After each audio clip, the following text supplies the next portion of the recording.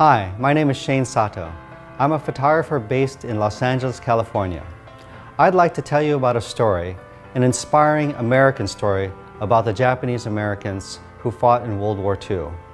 These were the Nisei, or second generation, that fought for this country when their country, America, did not fight for them. The Nisei Americans not only fought against the enemy of America, they also fought against prejudice from the same country that they were fighting for. They fought for the 100th and 442nd, and they were the most decorated unit for their size and length of service in U.S. Army history. These are the men I'd like to talk to you about.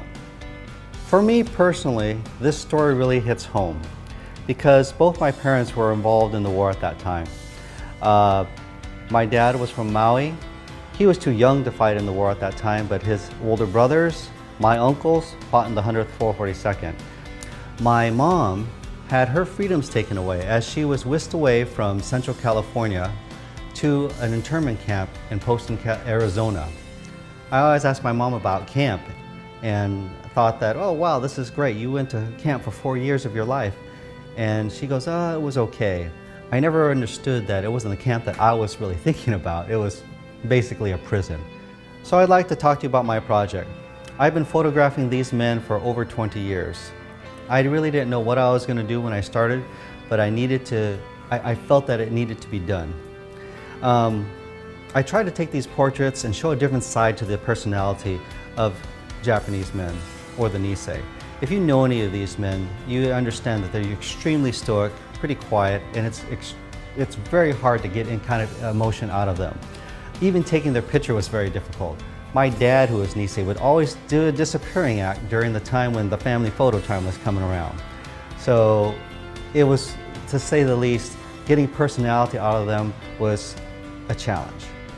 One of the things that I really like about Shane's ability to draw out the emotion and range of character and just personality of these veterans is that it really gives you a glimpse into their life, these really fully lived lives with experiences that we're never going to know.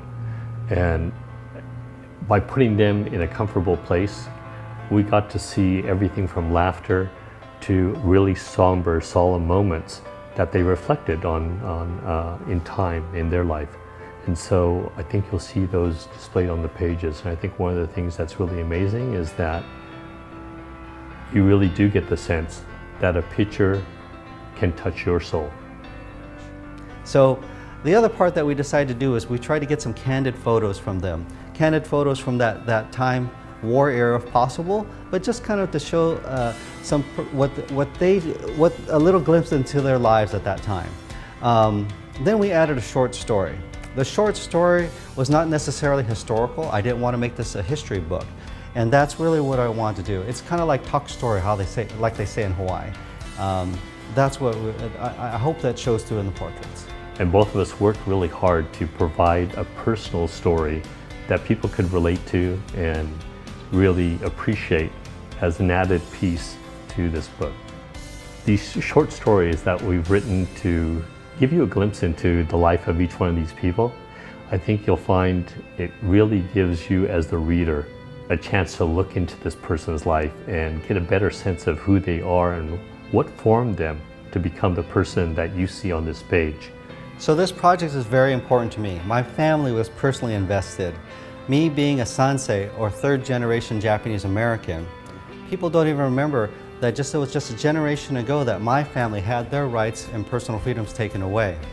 Some people ask, why did the project take so long? Japanese Americans are very stoic, they're very proud. They had a saying called shigatanai, or what are you going to do?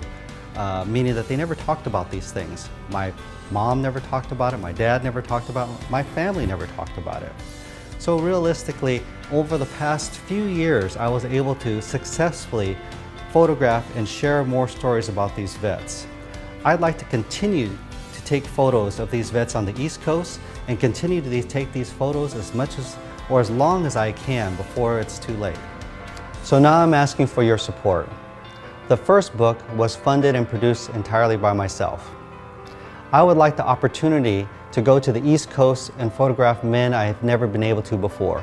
These veterans live in New York and Chicago and Washington, and I'd like to be able to take their portraits, put them together with the 40 or so portraits that I was not able to feature in the first book. Combining those two will make a second sister book, which will complete my series and finish the project. So go for broke is actually a gambling term. It means shoot the works, risk it all. These Japanese American veterans risked it all to help us get a better life. Now I'm asking for your support when I roll the dice making this book. Let's go for broke.